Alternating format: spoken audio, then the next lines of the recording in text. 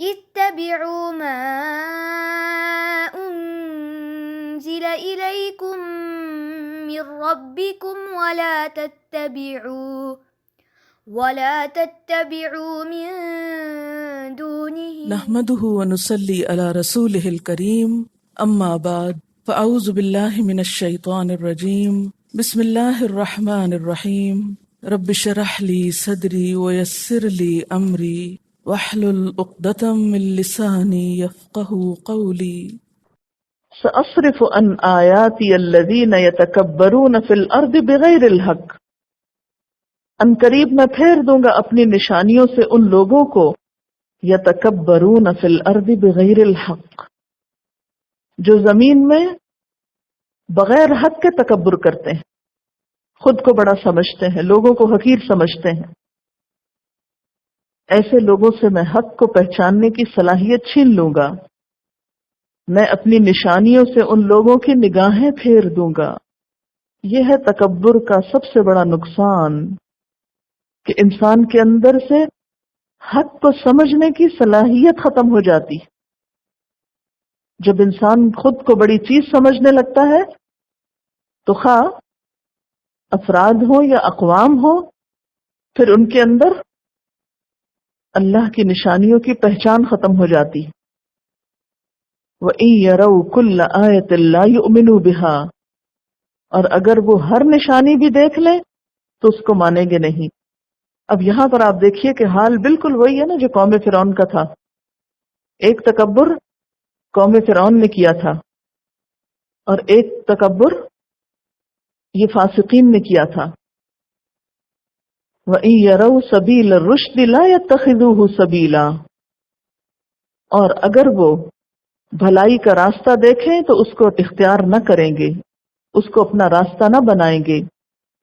وَإِن يَرَوْا سَبِيلَ الْغَيِّ، اور اگر وہ گمراہی کا راستہ دیکھیں گے یتخذوہ سبیلا، تو وہ اس کو راستہ بنا لیں گے. یعنی گمراہی کے اختیار کرنے میں وہ آگے آگے ہوں گے لیکن ہدایت کا راستہ اختیار نہ کر سکیں گے. کیونکہ جو لوگ اللہ تعالیٰ کی کائنات کی نشانیوں کو جانتے نہیں، پہچانتے نہیں، ان سے سبق نہیں لیتے اور پھر اللہ کے احکامات سے سبق نہیں لیتے، ان کے لیے پھر ہدایت کا راستہ کبھی بھی نہیں کھلتا. تو گویا تکبر رکاوٹ ہے حق کو قبول کرنے کے راستے میں. ذالک بانہم کذبوا بآیاتنا، یہ اس وجہ سے کہ انہوں نے ہماری آیات کو جھٹلا دیا. وکانوا عنہا غافلین، اور وہ ان سے بے پرواہ تھے، غافل تھے. والذین کذبوا بآیاتنا، اور وہ لوگ جنہوں نے ہماری آیات کو جھٹلایا، وَلِقَاءِ الْآخِرَةِ، اور آخرت کی ملاقات کو، حَبِطَتْ أَعْمَالُهُمْ، ان کے اعمال ضائع ہو گئے. هَلْ يُجْزَوْنَ إِلَّا مَا كَانُوا يَعْمَلُونَ، کیا لوگ اس کے سوا کچھ اور جزا پا سکتے ہیں کہ جیسا کریں ویسا بھریں؟ یعنی لوگوں پر جو بھی آفات آ رہی ہیں، جو بھی ان پر مشکلات ہیں، وہ ان کے اپنے اعمال کا نتیجہ ہیں. قیامت کے دن بھی کامیابی انہی کی ہوگی جو اللہ کی آیات کو مانیں گے اور آخرت کا یقین رکھتے ہوئے اپنے اعمال کو درست کریں گے، ورنہ آخرت کے انکار کی صورت میں سارے اعمال ضائع ہو کر رہ جائیں گے. تو گویا دنیا اور آخرت کی اصلاح کا انحصار اور بنیاد کس پر ہے؟ ایمان پر، اور خصوصی طور پر آخرت کے ایمان پر. اچھا، یہاں پر آپ دیکھیں کہ یہ جو تکبر کا راستہ ہے جس کی وجہ سے ان سے ہدایت چھین لی گئی، اس پر تھوڑی سی بات کرنے کی ضرورت ہے کہ یہ کیسے ہوتا ہے. اللہ تعالیٰ فرماتے سأصرف عن آیاتی الذین یتکبرون فی الارض بغیر الحق، میں اپنی نشانیوں سے ان لوگوں کی نگاہیں پھیر دوں گا، اپنی آیات سے ان لوگوں کی نگاہیں پھیر دوں گا جو بغیر کسی حق کے زمین میں بڑے بنتے ہیں، تکبر کرتے ہیں. یہاں پر یہ لفظ ہے نا یتکبرون، بڑے واضح الفاظ میں آیا، تکبر کرتے ہیں. جو ہدایت کے رستے پہ نہیں جانا چاہتے، گمراہی کے رستے پہ فوراً دوڑ پڑتے ہیں۔ تکبر کرنے والے ایک خاص اینگل سے، ایک خاص زاویے سے چیزوں کو دیکھتے ہیں، جبکہ حق کو اس کی اصلی شکل میں دیکھنا پڑتا ہے، اس لیے وہ اسے ایکسپٹ نہیں کر پاتے یا ان کو وہ نظر ہی نہیں آتا۔ تکبر نگاہوں کو حق پہچاننے سے کیوں محروم کر دیتا ہے؟ اللہ تعالیٰ فرماتے ہیں نا کہ نشانیاں تو ہوگی ہر جگہ، لیکن ان کا تکبر انہیں نشانیوں کی طرف توجہ نہ کرنے دے گا، اس طرف ان کا دھیان ہی نہیں جائے گا، وہ ان سے کوئی سبق ہی نہیں لیں گے۔ عبرت کے واقعات ان کے دائیں بائیں آگے پیچھے ہر وقت ہو رہے ہوں گے، لیکن وہ سمجھ نہ پائیں گے کہ حقیقت کیا ہے۔ تکبر میں انسان کا فوکس خود اس کی اپنی ہی ذات ہوتی، وہ صرف خود کو دیکھتا ہے۔ تو جو شخص صرف خود کو دیکھتا ہو اسے باہر دیکھنے کا موقع کب ملے گا؟ وہ باہر دیکھ کب پائے گا؟ جو صرف اپنے آپ کو ہی بڑی چیز سمجھتا ہو، جو صرف انا خیر منہ ہی کرتا ہو کہ میں دوسروں سے زیادہ اچھا ہوں، میں دوسروں سے بہتر ہوں، اور پھر اپنے ارد گرد اس کی ایک شیلڈ بنا لے، ایک خول میں بند ہو جائے، تو حق بات اس تک نہیں پہنچ سکتی اور اس کی نگاہیں حق تک نہیں پہنچ سکتی۔ یعنی اس کی انرجیز اور طاقت کسی اور چیز کو پروموٹ کرنے میں لگی ہوئی ہوتی ہے، لہذا وہ حق کی طرف استعمال ہی نہیں ہو پاتی۔ اچھا، اب آپ دیکھیے اللہ تعالیٰ فرماتے ہیں سأصرف عن آیاتی الذین یتکبرون فی الارض بغیر الحق، یعنی کتاب تو میں نے دے دی، آیات تو دے دی، لیکن کچھ لوگ اس کتاب کو پڑھ کر بھی اس کی آیات سے منہ موڑ جائیں گے۔ میں اپنی آیات سے، اپنی نشانیوں سے، اور آیات سے مراد آپ کو معلوم ہے کہ قرآن کی آیات بھی ہوتی ہیں، اللہ کی کتاب کی آیات بھی ہوتی ہیں، اور اس کے ساتھ ساتھ کائنات کی بھی ہوتی ہیں، اور حقیقت میں کائنات کی آیات میں غور و فکر کرنا بھی ہمیں اللہ کی کتاب ہی سکھاتی، تبھی ہم ان آیات کے ذریعے اپنے رب کو پاتے ہیں۔ تو یہاں یہ بتایا جا رہا ہے کہ جو لوگ تکبر میں مبتلا ہوں ان کی نگاہوں کو میں ان آیات سے پھیر دوں گا، اپنی نشانیوں سے یا اپنے آیات سے یا اس کتاب کے احسن پہلو سے ان کی نگاہوں کو پھیر دوں گا۔ کون لوگ؟ الذین یتکبرون فی الارض بغیر الحق، جو ناحق طور پر زمین میں بڑے بنے پھرتے ہیں، یعنی متکبرین اس کتاب سے فائدہ نہ اٹھا سکیں گے۔ تکبر کیا ہے؟ تکبر کا لفظ کبر سے ہے، بڑا بننا، اور یہاں تکبر سے مراد کیا ہے؟ اللہ کی آیات اور احکام کے مقابلے میں اپنے آپ کو بڑا سمجھنا، مخلوق ہو کر خالق کا مقابلہ کرنا، مخلوق ہو کر خالق کے احکامات میں نکتہ چینی کرنا۔ آپ نے دیکھا ہوگا بہت سے لوگ یہ کہتے ہیں ہم نے پڑھ رکھا ہے قرآن، ہم نے کئی ٹرانسلیشنز پڑھ لی، لیکن ان کے اندر قرآن پڑھ کر عاجزی کی بجائے مزید تکبر آ جاتا ہے۔ تو جب کوئی شخص تکبر کے ساتھ اس کتاب کو لیتا ہے، تکبر کے ساتھ لینے کا مطلب کیا ہے؟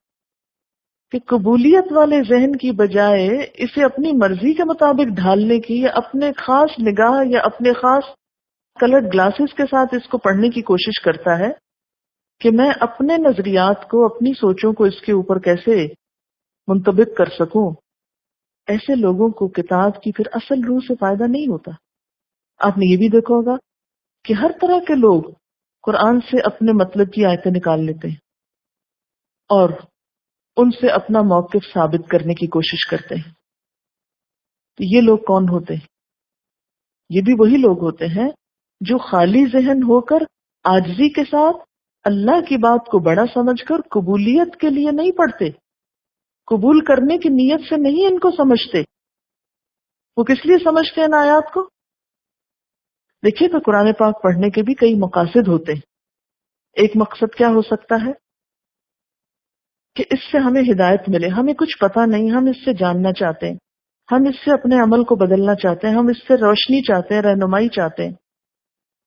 ایسا شخص اپنے ذہن کو بالکل خالی کر لیتا ہے کہ میں تو جاہل ہوں، مجھے تو کچھ پتا نہیں، میں تو بہت چھوٹی چیز ہوں، میرا علم محدود ہے، میرا تجربہ محدود ہے، اللہ ہی بڑا ہے، اس کی ذات ہی میری رہنمائی کر سکتی، وہ میرا خالق ہے، وہ مجھے زیادہ بہتر سمجھتا ہے۔ ایسا شخص ایک عاجزانہ ذہن اور دل و دماغ کے ساتھ جب اس کتاب کے پاس آتا ہے تو اس کی اصل خوبصورتی سے فائدہ اٹھاتا ہے، پھر وہ کتاب اس کے دل و دماغ میں، رگ و پہ میں، ریشے ریشے میں اتر جاتی، اس کو پھر یہ ہاتھ پکڑ کے چلاتی کہ صحیح راستہ یہ ہے۔ یہ ایسا ہی ہوتا ہے جیسے قرآن پاک میں پیچھے آپ نے پڑھا، بھلا وہ شخص جو پہلے مردہ تھا پھر ہم نے اس کو زندگی دی، یعنی وہ بالکل اپنے آپ کو کچھ نہیں سمجھتا تھا، وہ بالکل جیسے ایک مردہ ہوتا نا، بے حس، یعنی بے حس اس سینس میں کہ وہ اپنے ہاتھ پاؤں نہیں ہلا سکتا، اپنی مرضی نہیں کر سکتا۔ تو بالکل جو شخص قرآن پاک کے سامنے ایک بے بس ہو کر آتا ہے کہ میں اپنی مرضی نہیں کروں گا، میں اپنی خواہشات کو اس کے اوپر حاوی نہیں کروں گا، میں اپنے خیالات اور فلسفوں کو گھر چھوڑ کے آؤں گا اور خالی ذہن سے اس کو پڑھوں گا، تو ہدایت اسی کو ملتی ہے۔ تو جو شخص اللہ کی آیات سے تکبر کرے، اپنی خواہشات کے مطابق ان کو ڈھالنے کی کوشش کرے، اپنی مرضی کے مطلب نکالنے کی کوشش کرے، یا اپنے فائدے کی بس باتیں تلاش کر لے، آدھی آدھی آیتیں توڑ کے اپنے مرضی کے کانٹیکس میں سے نکال کے، ایسے لوگوں کو پھر اسی کتاب سے ہدایت نہیں ملتی، یہی کتاب ان کو بھٹکانے کا سبب بن جاتی۔ اسی لیے فرمایا وَإِن يَرَوْا كُلَّ آیَةٍ، ایسے لوگ ہر نشانی بھی دیکھ لیں، لا یؤمنوا بها، وہ اس کو نہیں مانیں گے۔ کیوں؟ ان کے تکبر کی وجہ سے، کیونکہ اللہ تعالیٰ کو بندوں کا تکبر بالکل پسند نہیں، اسی لیے رائی کے دانے برابر بھی اگر کسی میں تکبر ہو تو وہ جنت میں نہیں جائے گا۔ متکبرین اللہ تعالیٰ کو سخت ناپسند ہے۔ تو جو لوگ اپنے آپ کو بڑے علامہ، بڑے قابل، بڑے ذہین، بڑے سمجھدار، بڑے پڑھے لکھے سمجھ کر اس کتاب پر غور و فکر کرتے ہیں کہ جی ہمیں تو پہلے ہی بہت کچھ پتا ہے، یہ کیا کہتی ہے بھلا، دیکھتے تو ہیں کیا لکھا ہے اس میں، یعنی لک ڈاؤن کر کے اس کے پاس آتے ہیں، پھر اللہ تعالیٰ اس تکبر کی سزا کیا دیتے ہیں کہ ان کو پڑھ کر بھی قرآن سمجھ میں نہیں آتا، اور اگر وہ آیات کو پڑھتے بھی ہیں، دیکھتے بھی ہیں، کائنات اور ان آیات میں موافقت بھی پا لیتے ہیں، لا یؤمنوا بها، پھر بھی نہیں مانتے، کہتے ہاں ٹھیک ہے، لیکن ایمان نہیں ان کے اندر اترتا۔ آپ نے دیکھا ہوگا کہ بعض نان مسلمز نے قرآن پاک کے ٹرانسلیشنز کیے، ترجمے کیے، پڑھتے پڑھاتے رہے اس کو، لیکن ان لوگوں کو ہدایت نہیں ملی۔ کبھی آپ کے دل میں یہ خیال نہیں گزرا کہ ان کو ہدایت کیوں نہیں ملی؟ آتا ہے نا خیال، شاید میں نے آپ کو پہلے ہی بتایا تھا کہ اے جے آربری کا انگریزی ترجمہ بہت خوبصورت ترجمہ ہے۔ جب میں پی ایچ ڈی کر رہی تھی تو جو میرا سپروائزر تھا اس کا سپروائزر تھا اے جے آربری۔ شروع میں گئی تو میں نے جب پوچھا کہ کون سی انگلش ٹرانسلیشن اچھی، تو اس نے مجھے آربری کی ریکمینڈ کی کہ یہ دیکھو۔ خیر میں نے دیکھی تو اس کا 30th پارہ جو ہے وہ الگ پارے کی شکل میں ٹرانسلیشن کے ساتھ چھپا ہوا ہے۔ تو سب سے پہلے میں نے اس کو پڑھنا شروع کیا دیکھنے کے لیے، کیونکہ مشکل لینگویج آخری پارے کی کہ اس کو کیسے ٹرانسلیٹ کیا، اور حقیقت میں لینگویج وائز بڑا خوبصورت ٹرانسلیشن تھا۔ اور آپ یقین کریں پڑھتے پڑھتے جب آزاد کی آیتیں آتی تو میرا دل پسیج جاتا، اور اس کی انگلش ٹرانسلیشن بھی اس طرح کی گئی تھی کہ وہ بھی دل کو لگتی تھی۔ بعض انگلش ٹرانسلیشن تو ایسی ہوتی ہیں میں پڑھے تو آپ کے یہ سمجھ نہیں آ رہا کیا کہہ رہے ہیں، لیکن کچھ ایسی ہوتی ہیں کہ وہ لینگویج اتنی انسپائرنگ ہوتی ہے کہ وہ آپ کو ٹچ کرتی۔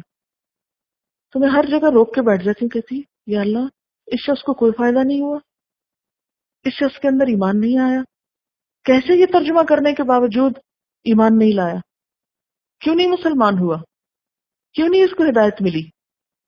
تو یہ خیال آپ کے ذہن میں بھی کئی دفعہ جاتا ہوگا کہ کچھ لوگ اس کو پڑھ کے بھی ہدایت کیوں نہیں پاتے؟ اس کی واحد وجہ یہ ہے کہ وہ تکبر کرتے ہیں۔ بعض لوگ اپنے آپ کو بہت ہائیلی ایجوکیٹڈ، انٹلیکچوئل، انٹیلیجنٹ اور پتہ نہیں کیا کیا سمجھتے ہیں، ان کے مائنڈز بھی آکوپائڈ ہوتے ہیں، پہلے سے ہی ان کے اندر کچھ چیزیں جمی ہوئی ہوتی ہیں۔ شیشے کے اوپر اگر کچھ جمع ہوا ہو اس میں روشنی ریفلیکٹ نہیں کرتی پھر. تو ایسے لوگ نہ تو اس کتاب سے خود فائدہ اٹھاتے ہیں اور نہ ہی فائدے کی چیز بنتے ہیں. اچھا آپ دیکھیے کہ یہاں پر تکبر کرنے والوں کو بغیر الحق کیوں کہا گیا ہے؟ کہ جو ناحق تکبر کرتے ہیں. تکبر ناحق کیوں ہے؟ تکبر کرنے والوں کا حق نہیں کہ تکبر کرے، وہ بےچارے اتنی محنتیں کر کے بڑے بنے اور آپ کہتے ہیں وہ ناحق ہے. کہ جیسے ایک عورت مانگے تانگے کا زیور پہن کے شو مارے اور اپنے آپ کو بہت امیر ظاہر کرے. یعنی تکبر کا یہ کیفیت ہوتی ہے نا، اپنی کوئی چیز نہیں، ادھار لے کے ادھر ادھر سے اور اپنے آپ کو بہت وہ بڑی چیز سمجھ رہے ہیں.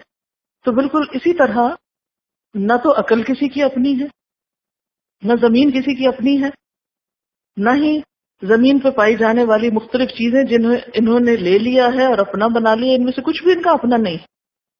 سب کچھ اللہ کا دیا ہوا ہے اور اس کو وہ خود پہ لے کے خود اپنی بڑائی ظاہر کرے، جیسے شاید یہ سب کچھ انہوں نے خود ہی بنایا ہے. یعنی ایک ایک ایجاد کرنے والے اور ایک ایک دنیا کے چیزوں کو استعمال کرنے والوں میں آپ دیکھیے کہ اپنی بڑائی کا کیسا احساس پایا جاتا ہے، حالانکہ ان کا حق نہیں. دیکھیے قرآن کے سامنے بالکل بچے بن جایا کیجیے. آپ کتنے ہی پڑھے لکھے کیوں نہ ہو، اپنے آپ کو بالکل جاہل سمجھا کیجیے اس کے سامنے.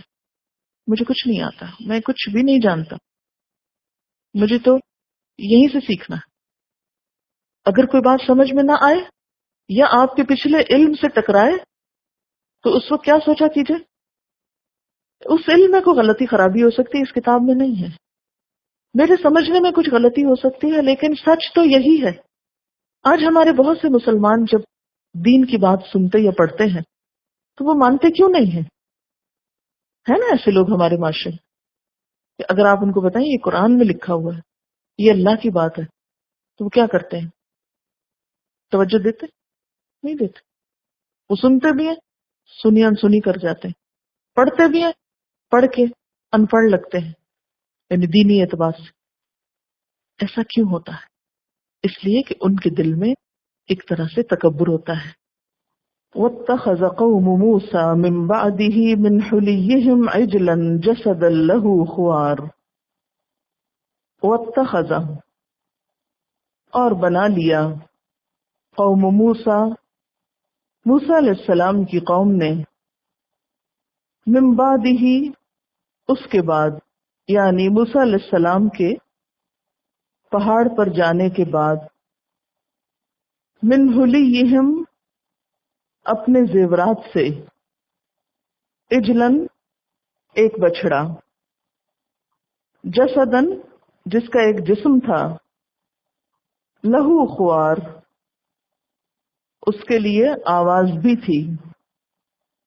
بنی اسرائیل جب فرعون سے نجات پا کر صحرائے سینا میں آئے اور اللہ سبحانہ و تعالیٰ کے بلانے پر کوہ طور پر تشریف لائے، تو اس دوران پیچھے اپنی قوم میں حضرت ہارون علیہ السلام کو اپنا نائب مقرر کر کے اللہ تعالیٰ سے تورات لے رہے تھے.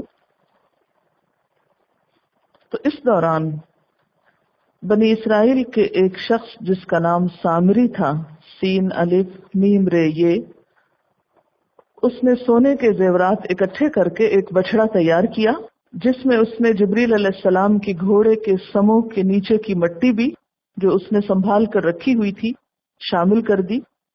یہ بعض اسرائیلی روایات میں آیا ہے اور کہا جاتا ہے کہ اس مٹی کے اندر زندگی کی تاثیر تھی جس کی وجہ سے بچڑے میں ایک آواز پیدا ہو گئی. اور بعض کا خیال یہ ہے کہ اس کی بناوٹ اس طرح کی تھی کہ جب ہوا اس کے اندر سے گزرتی تو اس میں سے بالکل ایسے ہی آواز آتی جیسے ایک نارمل بچڑے کی آواز ہوتی ہے، یعنی ڈکرانے کی آواز. سامری کی اس ایجاد پر یا اس بچڑا بنانے پر لوگ بہت مسحور ہوئے، بہت مروب ہوئے، بہت امپریس ہوئے اور انہوں نے اسے اپنا معبود سمجھ لیا. اللہ تعالیٰ فرماتے ہیں الم یرو، کیا انہوں نے دیکھا نہیں، انہ لا یکلمہم، کہ وہ ان سے کلام نہیں کرتا، یعنی صرف ایک ڈکرانے کی آواز ہی ہے، اس میں کوئی بات تو نہیں، کوئی مفہوم نہیں، کوئی اس کی حقیقت نہیں۔ ولا یہدیہم سبیلا، اور نہ ان کی صحیح راستے کی طرف رہنمائی کرتا ہے۔ یعنی معبود کا کام کیا ہے؟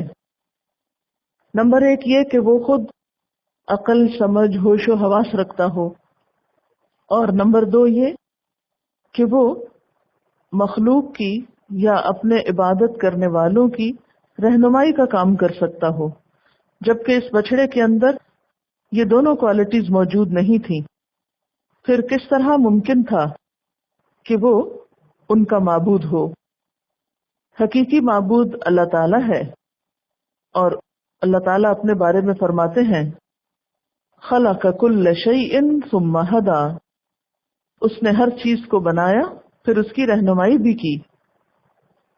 یعنی معبود کا کام کیا ہے کہ وہ چیزوں کو تخلیق بھی کر سکتا ہو، اور تخلیق کرنے کے بعد انہیں راہ بھی دکھا سکتا ہو، انہیں کام کرنے کا طریقہ بھی بتا سکتا ہو۔ اتخذوہ، انہوں نے بنا لیا اس کو، کیا بنا لیا؟ معبود۔ وکانوا ظالمین، اور وہ ظالم لوگ تھے۔ ولما سقط فی ایدیہم، اور جب وہ گرائے گئے اپنے ہاتھوں میں، یعنی وہ پشیمان ہوئے، نادم ہوئے۔ ورأوا، اور انہوں نے دیکھ لیا، یعنی انہیں یہ بات سمجھ آ گئی، انہم قد ضلوا، کہ بے شک وہ بھٹک چکے ہیں۔ قالوا، وہ کہنے لگے لئن لم یرحمنا ربنا، اگر ہمارے رب نے ہم پر رحم نہ کیا، ویغفر لنا، اور ہمیں بخشا نہیں، لنکونن من الخاسرین، البتہ ہم ضرور ہو جائیں گے خسارہ پانے والوں میں سے۔ یعنی جو ہی انہیں اپنی غلطی کا احساس ہوا، کنہیں؟ بنی اسرائیل کو، کہ یہ بات درست نہ تھی کہ ہم نے حقیقی معبود کو چھوڑ کر ایک سونے کے بت کو معبود بنایا، تو انہیں بہت شرمندگی ہوئی اور فوراً وہ دعا مانگنے لگے۔ یہ دعا آپ دیکھیے کہ اس سے ملتی جلتی ہے جو حضرت آدم علیہ السلام نے اللہ تعالیٰ سے مانگی تھی اپنی بخشش کے لیے۔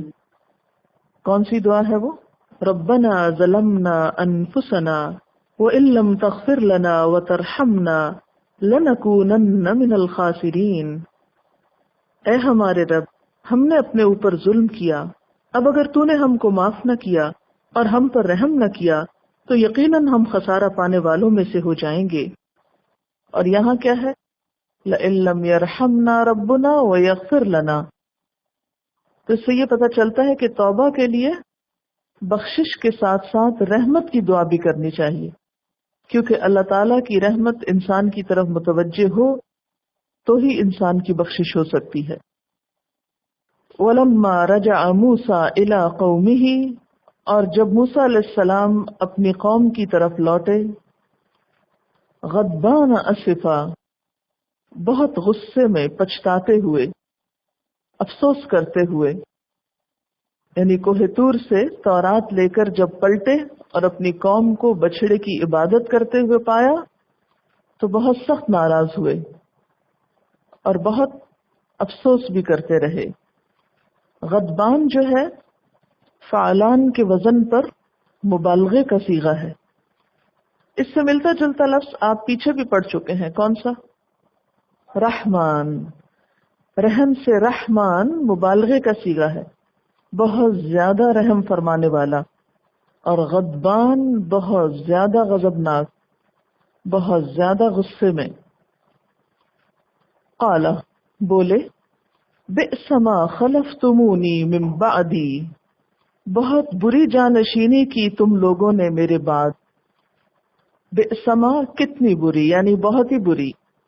خلفتمونی، خے لام فے خلف کا مطلب ہوتا ہے پیچھے، تو خلیفہ کا لفظ بھی اسی سے ہے جانشین کے معنوں میں۔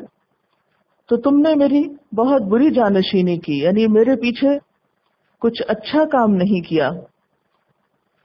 اعجلتم امر ربکم، کیا تم نے جلدی کی اپنے رب کے حکم سے؟ یعنی میں تمہارے لیے رب کے پیغامات لینے کے لیے، رب کی طرف سے ہدایات لینے کے لیے گیا تھا، تم سے صبر نہ ہو سکا، اور میرے آنے سے پہلے ہی تم نے ایک بچڑے کو معبود بنا کر عبادت شروع کر دی۔ وَأَلْقَى الْأَلْوَاحَ، اور اس نے تختیاں پھینک دی۔ کس نے؟ موسیٰ علیہ السلام نے۔ القا کا مطلب ہے ڈال دی، یعنی رکھنے کا انداز ایسا تھا کہ یوں لگتا تھا کہ جیسے پھینکی ہو، حالانکہ وہ کوئی بے ادبی کے لیے نہیں پھینکی تھی، بلکہ قوم کی حالت دیکھ کر، ان کے اندر شرک دیکھ کر، حکم عدولی دیکھ کر وہ اتنا سخت ناراض ہوئے کہ وہ بھول گئے کہ ان کے ہاتھ میں کیا ہے، اور جس انداز سے رکھی اس انداز کو اللہ تعالیٰ القا سے تشبیہ دے رہے ہیں۔ بعض کے خیال میں اس طرح رکھی کہ ٹوٹ گئی، اور بعض کے خیال میں ویسے ہی رکھی، یعنی بہت آرام سے رکھنے کی بجائے ذرا زور سے رکھی اور ٹوٹی نہیں تھی۔ وَأَخَذَ بِرَأْسِ أَخِيهِ، اور پکڑ لیا اپنے بھائی کا سر۔ بھائی کون تھے؟ ہارون علیہ السلام، جو آپ سے 3 سال بڑے تھے۔ يَجُرُّهُ إِلَيْهِ، اسے اپنی طرف کھینچ رہے تھے، یعنی بالوں سے پکڑ کر انہیں اپنی طرف کھینچا کہ میں تمہیں اپنے پیچھے جانشین بنا کر گیا تھا، اور میں نے یہ کہا تھا کہ بنی اسرائیل کے حالات کی خبرگیری رکھنا، یہ تم نے کیا کیا؟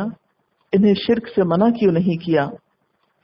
قال، ہارون علیہ السلام بولے، ابن ام، اے میری ماں کے بیٹے، اے میرے بھائی کیوں نہیں کہا، ماں کے بیٹے کیوں کہا؟ زیادہ شفقت اور کلوزنس کی علامت ہے۔ ان القوم استضعفونی، کہ بے شک قوم نے مجھے کمزور سمجھا۔ اگرچہ آپ مجھے یہ کام دے کر گئے تھے، لیکن اس قوم کے مقابلے میں کمزور تھا۔ وَقَادُوا يَقْتُلُونَنِي، اور قریب تھا کہ مجھے مار ڈالتے۔ حضرت موسیٰ علیہ السلام نے جب دیکھا کہ قوم یہ کام کر رہی ہے، تو انہوں نے سمجھا کہ شاید حضرت ہارون علیہ السلام نے اصلاح کرنے میں کچھ کوتاہی کی ہے، اسی لیے انہیں بہت غصہ آیا، اور یہ چونکہ ان کا گمان تھا اور گمان پر وہ ایک ایکشن لے رہے تھے، لیکن جواب میں جب حضرت ہارون نے کلیریفائی کیا کہ بات یہ نہیں کہ میں نے منع نہیں کیا، لیکن حقیقت یہ ہے کہ ان کے اس سارے عمل کے سامنے میں کمزور تھا، اور اگر میں انہیں ایک حد سے بڑھ کر منع کرتا تو قریب تھا کہ یہ مجھے بھی مار ڈالتے۔ فلا تشمت بی الاعداء، تو نہ خوش کر میرے ساتھ دشمنوں کو، یعنی میرے بارے میں دشمنوں کو ہنسنے کا موقع نہ دے۔ اشمات کہتے ہیں دشمن کو ہنسانا، خوش کرنا۔ اس کے لیے لفظ استعمال ہوتا ہے شماتت الاعداء۔ عام طور پر جب کوئی شخص تکلیف میں ہوتا ہے، دکھ میں ہوتا ہے، تو جو اس کا ہمدرد ہوتا ہے اسے اس کی تکلیف پر دکھ ہوتا ہے، یعنی آپ کے دکھ پر آپ کے ہمدرد کو دکھ ہوگا، لیکن آپ کا دشمن آپ کے دکھ پر ہنسے گا۔ تو دشمن کی تکلیف اور مصیبت کو دیکھ کر ہنسنے کا نام شماتت ہوتا ہے عربی میں۔ تو فلا تشمت بی الاعداء، یعنی میری ایسی سرزنش نہ کرو کہ جس سے دشمن خوش ہوں کہ اچھا ہے بھائی بھائی کو پیٹ رہا ہے۔ ولا تجعلنی مع القوم الظالمین، اور مجھے ظالم قوم کے ساتھ شامل نہ کر، یعنی نہ تو میں نے شرک کا ارتکاب کیا اور نہ ہی انہیں کھلی چھٹی دی، میں اپنے طور پر منع کرتا رہا، لیکن چونکہ ایک حد سے بڑھ کر میرا بس یا زور نہیں چلتا تھا ان پر، اس لیے میں انہیں روک نہ سکا۔ آپ مجھے ان میں شمار نہ کریں کہ آپ جیسا معاملہ اپنے دشمنوں کے ساتھ کرتے ہیں ویسا ہی میرے ساتھ مت کریں، میرے اخلاص میں کمی نہیں ہے۔ وآخر دعوانا ان الحمد للہ رب العالمین. سبحانک اللہم وبحمدک نشہد ان لا الہ الا انت نستغفرک ونتوب الیک. السلام علیکم ورحمۃ اللہ وبرکاتہ.